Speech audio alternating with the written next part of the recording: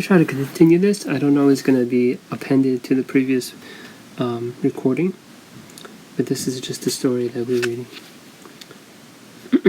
on the question of normalcy as Elaine was mentioning. What is normal? Or if you're reading about a condition and you think you're part of that condition, or you're trying to fall into a different category, I guess. It is this notion of normality that poses confusion as the attempt to treat social phobia while normalizing anxiety. In Felicia's case, can be a supportive approach.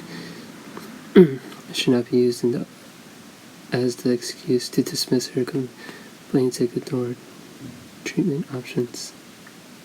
Felicia is normal. She's a normal person. She has a condition that causes her tremendous stress, which would benefit from treatment. In fact, all people who have written about this book are normal. Just because they have anxiety does not mean that they are abnormal. A person's mind, the stigma of mental conditions causes them to equate the illness with the person, rendering them somehow abnormal. Their struggles with anxiety or other disorders serving our churches, most of them would be grateful if they did not define or judge them by the illness. After all, would you be described to a newcomer? This is bad issue. The medical condition, we're praying for her. As for the other definitions of normal, social phobia is a statistically common disorder, and like many psychological conditions, is often missed and therefore untreated. The statement anxiety is normal means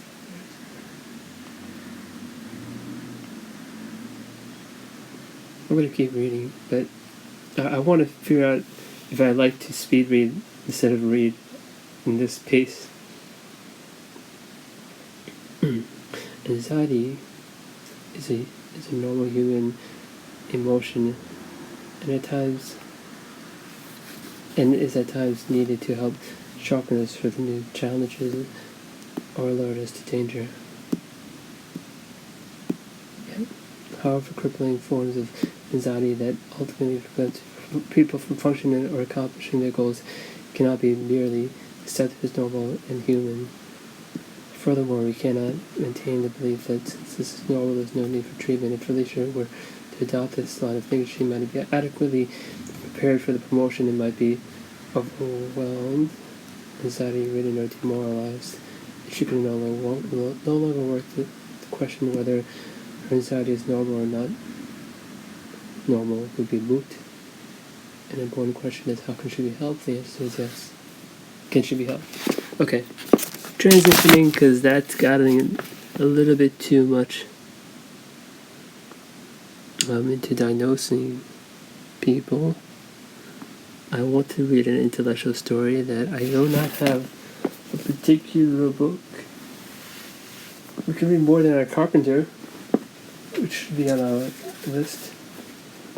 But at the moment, I'm going to read a little bit of this character. Hopefully is intellectual.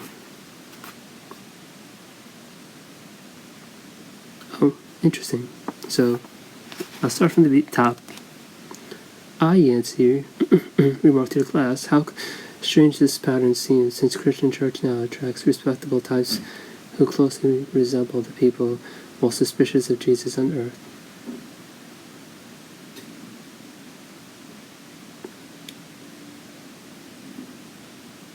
Why don't sinners...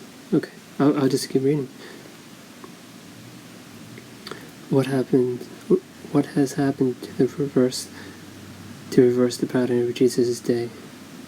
Why don't sinners like being around us?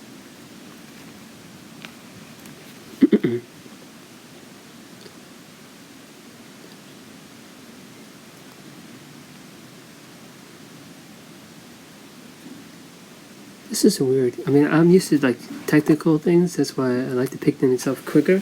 This is like just like stories, but it's not bad. 718-122-8544. Okay. For those who are already being redeemed by a jury of their peers,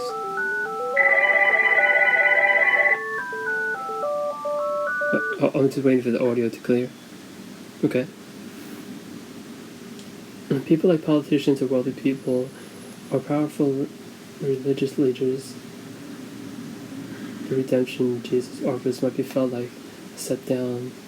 But for those who have nothing, for those who are being threatened in a lifeboat, Jesus offers everything. In fact, at one point Christ says, it is easy for a camel to go through the eye of a needle than for a rich man to enter the kingdom of God. He says that a man like this will have trouble seeing the beauty of Christ on his own, and that they will need God's help. I remember hearing stories about Christ as a child in Sunday school. The descriptions of him were nearly magical, having the eyes that would draw people toward him in an aura that would help, in an aura that gave people the feeling they were company of greatness. This led me to believe that Jesus was good looking. There was a boy at my school who made people feel this way. He was good looking. That girl was good looking in a quiet room. And a girl who was also good looking quiet a room when she entered. The images of Jesus and the painting on the walls of the Sunday school had him looking like a gentle rock star, or perhaps somebody who played folk and rarely talked. Why?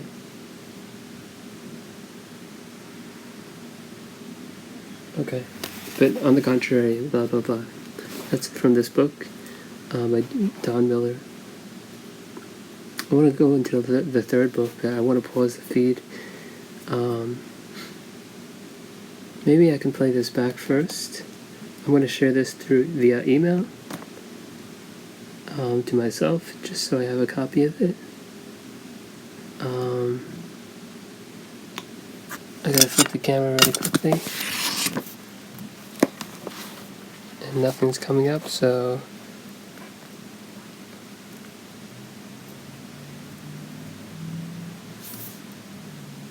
save the draft. I think I'm just gonna try to put this away for now. It's kind of very interesting.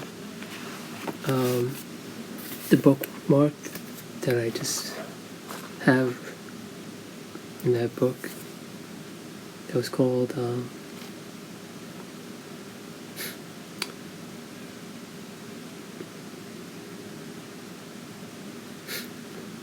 that's after a book that was written called Blue Like Jazz, that I actually was in a study group. Yeah, whatever, interesting background. And this is the even smaller book, so ideally I can actually use my mic and walk around and maybe create a better scene. In this case, I'm just gonna back up. It's not bad. It's not the best.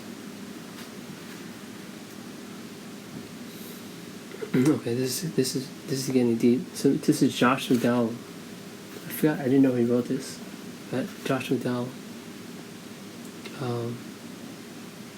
Well, it's gonna come up pretty easy to pinpoint where this is in the book. First, so Josh McDowell would be apologetics. Consider a couple of examples. This actually might be a little more difficult to read, but I used to like this. I don't know.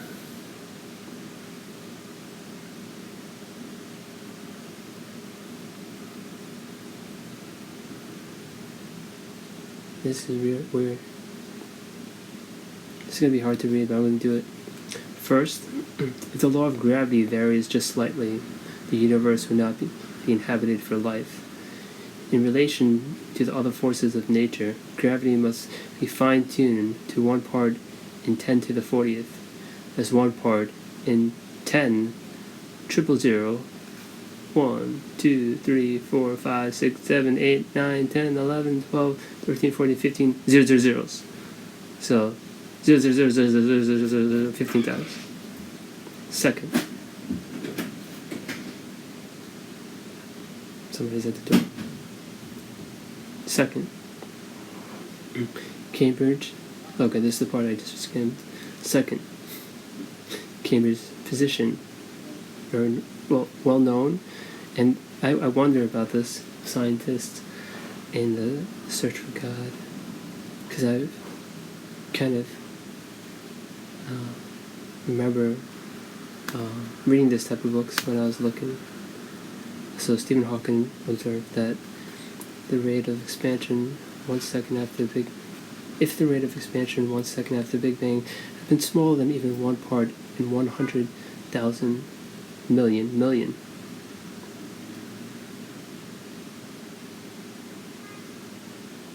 Okay?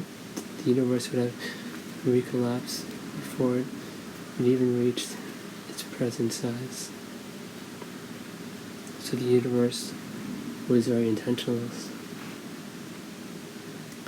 There are actually 19 such universal constants that must each be perfectly fine-tuned.